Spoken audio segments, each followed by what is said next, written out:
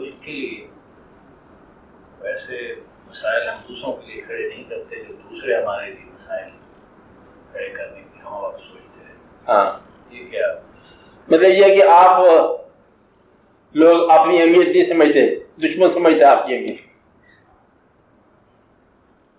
دشمن پہچان گیا کہ قوم کی کیا اہمیت ہے, اور آپ نے بھی جگہ بھی اہمیت نہیں پہچانی. یہ جو خطہ پاکستان ہو اس وقت اسٹریٹجک بھی بڑے اہم علاقہ ہے, اور ملکی سطح پر بھی اور عقیدت کے لحاظ سے بھی بڑا اہم ہے. باقی عقیدتیں تقریباً خریدی جا چکی ہیں, واقعات ہو چکے ہیں ہر جگہ, کچھ خریدی جا چکی ہیں, کچھ لڑائی جا چکی ہیں آپس میں, کچھ جھگڑا کیا جا چکا ہے, کسی کو باہر نکال دیا. عقیدتوں کی بات کر رہے ہیں, میری بات سمجھ آ رہی ہے آپ کو؟ عقیدت. آپ یہ دیکھو کہ ایران کو عراق کے ساتھ دونوں کی قومی سطح پر نقصان ہوگا نا, عقیدت کی سطح پر بھی دونوں کو نقصان ہوگا, اور کچھ نہ کچھ عقیدت مجروح ہوگی دونوں کی, اور ہوتی جا رہی ہے. یہ کم از کم اتنے بندوں کو صحیح اسلام میں نہیں سمجھیں گے.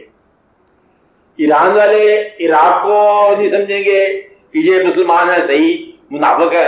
وہ یہ کہیں گے کہ کیا ایک امام ہوگا دوسرے یزید ہوگا, اور دونوں ایک دوسرے کو سمجھیں گے.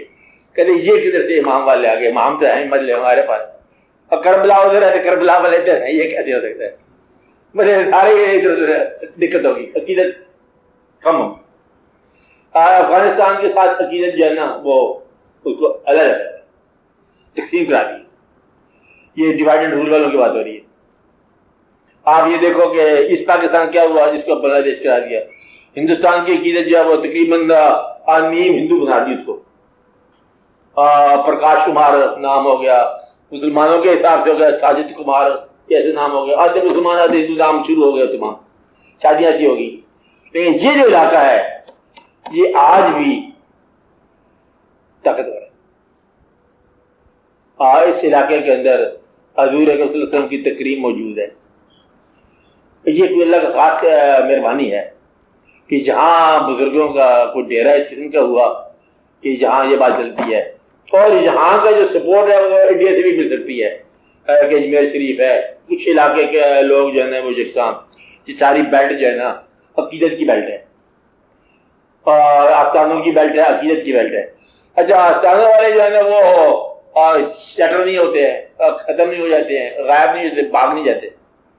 اس لیے یہاں پر دشمن انگریز اور جو ہے ہنود اور یہود دو قسم کے دشمن ہیں, کہ ہندو سمجھ لو اور یہودی سمجھ لو, ان کو بڑی دقت ہوگی آپ کے خلاف کہ یہ قوم کھٹکتی ہے. کہ وہ اقبال نے شعر کہا تھا کہ اس سے عشق محمد کو نکال دو تب جا کے یہ قوم برباد ہوگی, اور وہ نکال نہیں سکا. اس کے نبی آپ سے کوئی نہیں نکال سکا. یہاں مطلب وہ ایک واقعہ موجود ہے. اگر آپ اپنے آپ کو سمجھو آپ واحد قوم ہو جو صحیح معنوں میں اسپرٹ آف اسلام یا محبت مصطفیٰ صلی اللہ علیہ وسلم جو ہے نا اس کے اندر آپ رکھتی قوم, اور یہ پہچانتا ہے کہ یہ مار نہیں سکتی قوم. نتیجہ یہ ہے کہ وہ لوگ جو ہیں آپ کو تباہ کرنا چاہتے ہیں, تخریب کاریاں کرنا چاہتے ہیں, نقصان کرانا چاہتے ہیں. واقعات آپ اپنے آپ کو پہچان لو, ٹھیک ہے. دشمن کی نگاہ سے پہچانو کہ وہ بے چین ہے آپ کو تباہ کرنے میں, یہی آپ کی اہمیت ہے. حالانکہ آپ کمزور ہو, آپ کا کچھ بھی نہیں ہے, لیکن دشمن پر ہیبت بڑی ہے آج بھی. اور دیکھو لڑا دے ممولے کو شاہباز سے, کبھی کوئی بات کا مصرع سمجھ جاتا ہے کہ یہ ہوتا کہتا ہے ایک بات, لڑا دے ممولے کو شاہباز سے. ممولے کا تعلق ہے شاہباز کے ساتھ. ممولا کیا ہوتا ہے راستہ چھوٹا سا پرندہ کوئی ہوتا ہوگا کہ ممولا شاہباز کے ساتھ لڑ جائے, کیسے ہو سکتا ہے؟ افغانستان نے روس کے ساتھ لڑائی کر, اور رشیا والے آ گیا, فوج بھی لے کے آ گیا, اندر بھی آ گیا, حاوی بھی ہو گیا, یہ بھی ہو گیا, اور مٹھی پر دو چار مطلب مجاہدین ہیں, اسکیٹرڈ قسم کے گروہ ہیں, لڑا رہے ممولے کو شاہباز سے. وہ شاہباز ہی بھاگ گیا. مطلب ہے کہ یہ اللہ تعالیٰ کی خاص مہربانی. یہ تمہارے سامنے واقعہ ہوا, ایک واقعہ ہے.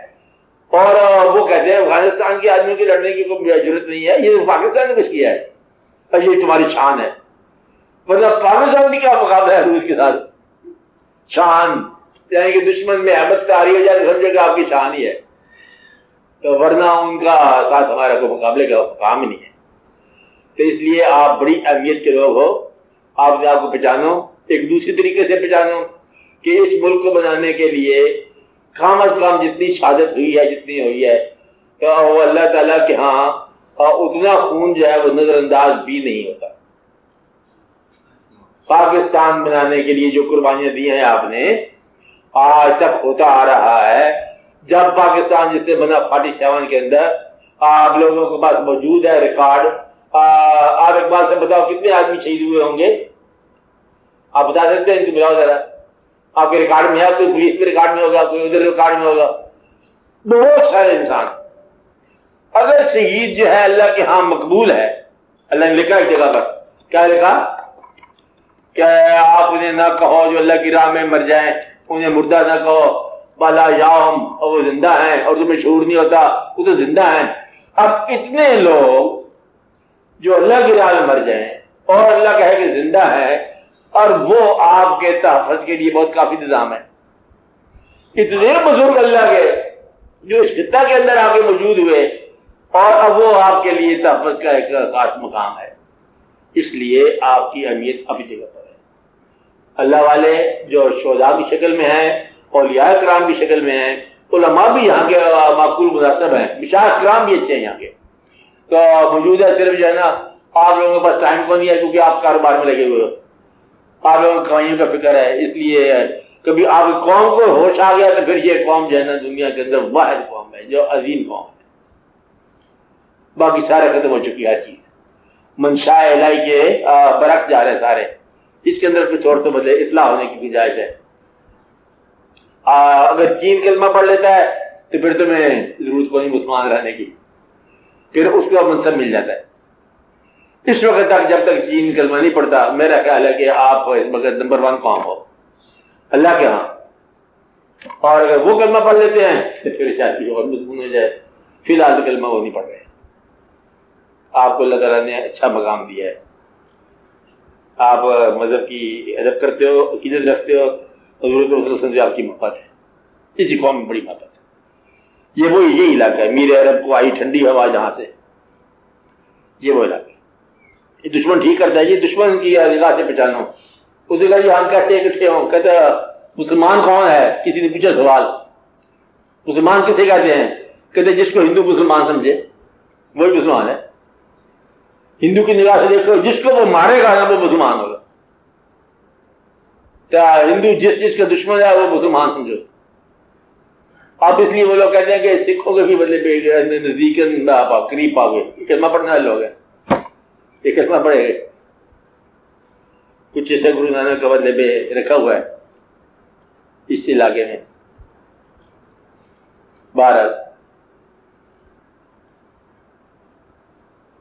ہاں جی بولو۔